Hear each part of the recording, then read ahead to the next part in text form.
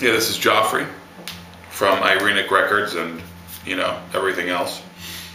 The Innocence mission is a short, very short while away from releasing their next album, and so I figured that'd be a perfect time to do a review of their last album, the 2007 actually, release, We Walked and Song. Here's the Innocence missions, We Walked and Song. Now, this is not really so much a review. The review is, I love it, fantastic album. But what I want to do, I'll introduce the album a little in this video, and then part two will be a layout of the chiastic structure, the literary structure of the album. There are a lot of theme albums out there, obviously,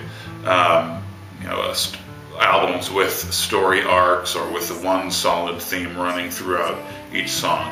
And this album is a theme album.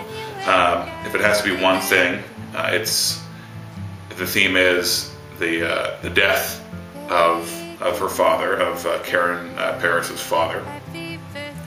But the fascinating thing about the way this is set up, and it actually confirms the theme which I laid out, is that the entire album is set up in a chiastic structure, which can show us very clearly, if you buy into the pattern I'm going to lay over with the songs, can show you very clearly that principal idea and many of the sub-themes that run through it as well. See how they all connect. And when you listen to the album, all these issues of life and death and Trinity and sacrament and godhood and heaven and dad and kids and all of those things, they feel like they belong together.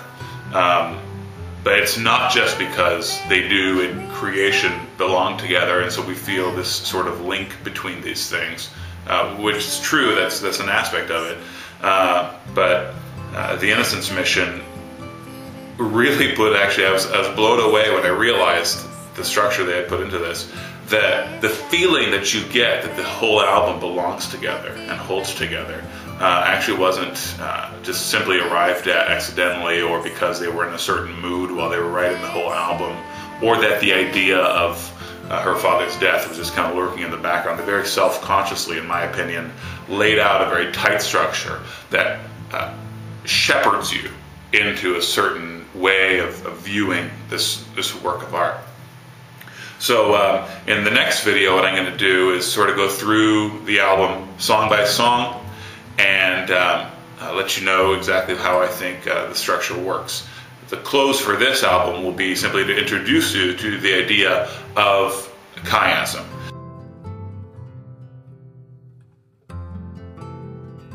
Alright, so what's a chiasm?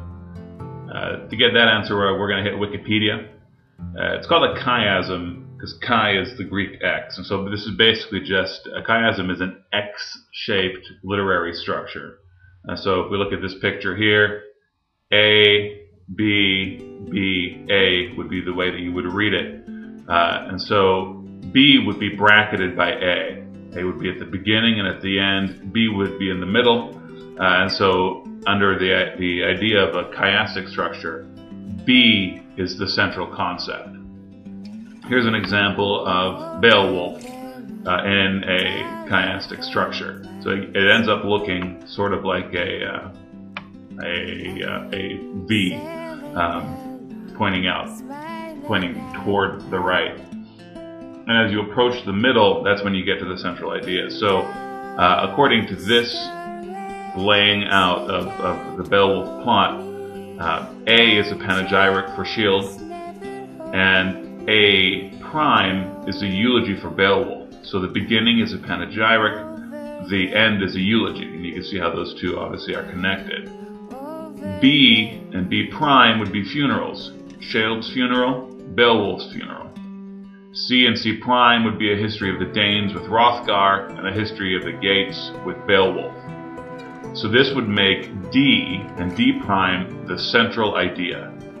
So the central idea of Beowulf, according to this layout, is Hrothgar's order to build Heorot and Beowulf's order to build his barrow.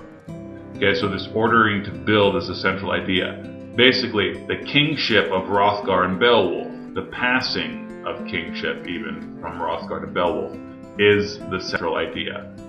Histories, funerals, everything else flows out from that.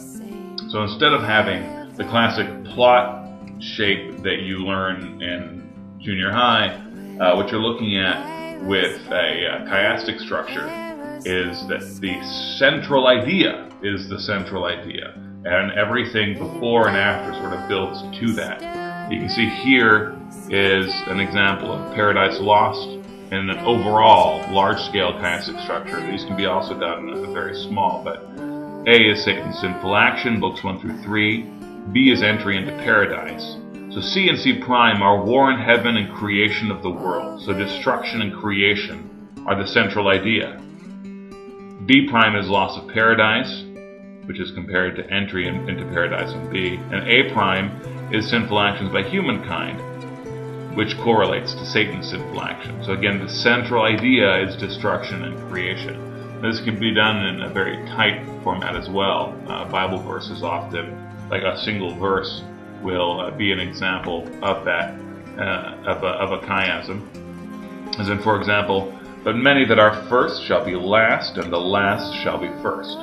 So first, last, first is a chiasm. Some examples of basically the concept, but they're not strictly of a chiasm. The concept, whether large or small, the structure is something like, who sheds the blood of man? By a man shall his blood be shed.